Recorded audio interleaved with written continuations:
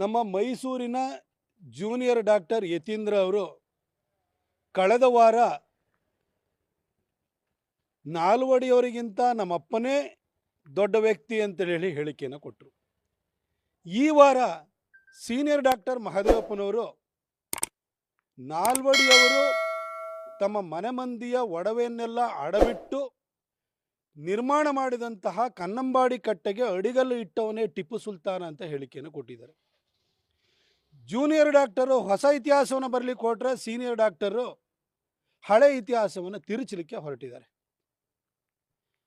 ಸ್ವಾಮಿ ಮಹದೇವಪ್ಪನವರೇ, ನೀವು ಇತ್ತೀಚೆಗಷ್ಟೇ ಉದ್ಘಾಟನೆಯಾದಂತಹ ನಮ್ಮ ಯಡಿಯೂರಪ್ಪ ಸಾಹೇಬರು ಮತ್ತು MP ರಾಘವೇಂದ್ರ ಅವರ ಪರಿಶ್ರಮದಿಂದ ನಿರ್ಮಾಣವಾದಂತಹ ಸಿಗಂದೂರು ಸೇತುವೆಗೂ DPR ಮಾಡಿದವರು ನಾವೇ ಅಂತ ಅಲ್ಲೂ ಕ್ರೆಡಿಟ್ ತೊಗೊಳಕ್ಕೆ ಹೋಗಿದ್ರಿ ಸರ್. ನಾನು ನಿಮ್ಮನ್ನು ಕೇಳೋದು ಇಷ್ಟೇ, ಟಿಪ್ಪು ಸುಲ್ತಾನ್ ಕನ್ನಂಬಾಡಿ ಕಟ್ಟೆಗೆ ಅಡಿಗಲ್ಲು ಇಟ್ಟಿದ್ದಾನೆ ಅನ್ನೋದು ನಿಜವಾಗದಾದರೆ ಅದಕ್ಕೆ DPR ಮಾಡಿದವರು ಯಾರು ಸರ್?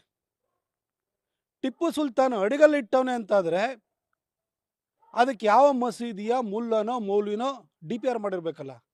ಆ ಮುಲ್ಲಾ ಮೌಲ್ವಿ ಹೆಸರನ್ನು ದಯವಿಟ್ಟು ಹೇಳಿ ಸರ್. DPR ಇಲ್ದಲೇ ಸೇತುವೆನೂ ಕಟ್ಟಕ್ಕಾಗಲ್ಲ, ಕನ್ನಂಬಾಡಿ ಅಂತ ಕಟ್ಟೆನೂ ಅಣೆಕಟ್ಟನ್ನು ಕೂಡ ಕಟ್ಟಕ್ಕಾಗಲ್ಲ. ಟಿಪ್ಪು ಸುಲ್ತಾನ್ ಅಡಿಗಲ್ಲು ಇಟ್ಟನೆ ಅಂತಂದರೆ ಯಾವುದೋ ಮುಲ್ಲನೋ ಮೌಲ್ವಿನೋ ಅದಕ್ಕೆ DPR ಮಾಡಬೇಕಲ್ಲ. ದಯವಿಟ್ಟು ಆತನ ಹೆಸರನ್ನು ಹೇಳಿಬಿಡಿ ಸರ್. ಇದು ಒಂದು ಹೊಸ ಇತಿಹಾಸದ ಬಗ್ಗೆ ಜನಕ್ಕೂ ಕೂಡ ಒಂದು ಸ್ವಲ್ಪ ಜ್ಞಾನಾರ್ಜನೆ ಆದಂಗೆ ಆಗುತ್ತೆ ಸರ್. ಟಿಪ್ಪು ಸುಲ್ತಾನ್ ಇದ್ದಾಗ ವಿಶ್ವೇಶ್ವರಯ್ಯನವ್ರು ಹುಟ್ಟೇ ಇರಲಿಲ್ಲ.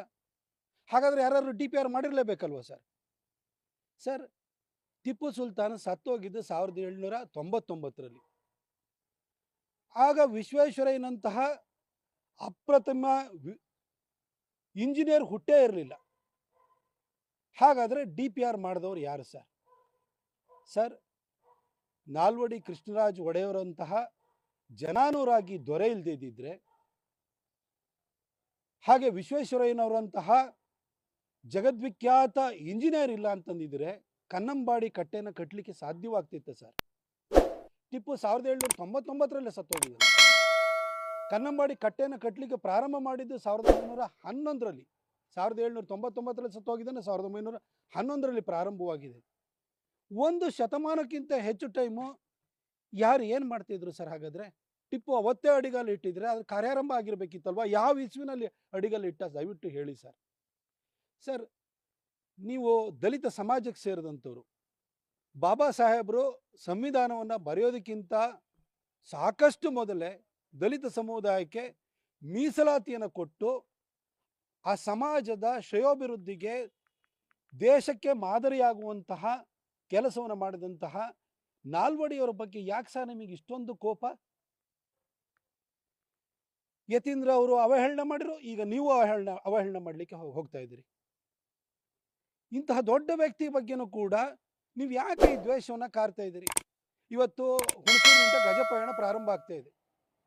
ನೀವು ಅಲ್ಲೂ ಕೂಡ ನೀವೇ ಗಜಪಯಣವನ್ನು ಪ್ರಾರಂಭೋತ್ಸವಕ್ಕೆ ನೀವೇ ಬರ್ತೀರಿ ಅಂತ ಅನಿಸುತ್ತೆ. ದಯವಿಟ್ಟು ಅಲ್ಲೂ ಹೇಳಿಬಿಡಿ, ಟಿಪ್ಪು ಸುಲ್ತಾನ್ನೇ ಈ ದಸರಾವನ್ನು ಪ್ರಾರಂಭ ಮಾಡ್ದ ಅಂತ ಹೇಳಿ ಮೈಸೂರು ಜನ ಧನ್ಯರಾಗಿಬಿಡ್ತಾರೆ. ಮಹದೇವಪ್ಪನವರೇ, ನೀವು ಹೇಳಿ ಕೇಳಿ ಒಬ್ಬ ಜ್ಞಾನಿ ಇದ್ದೀರಿ. ನಿಮ್ಮಿಂದ ಈ ಮಾತನ್ನು ನಾವು ನಿರೀಕ್ಷೆಯನ್ನು ಮಾಡಿರಲಿಲ್ಲ.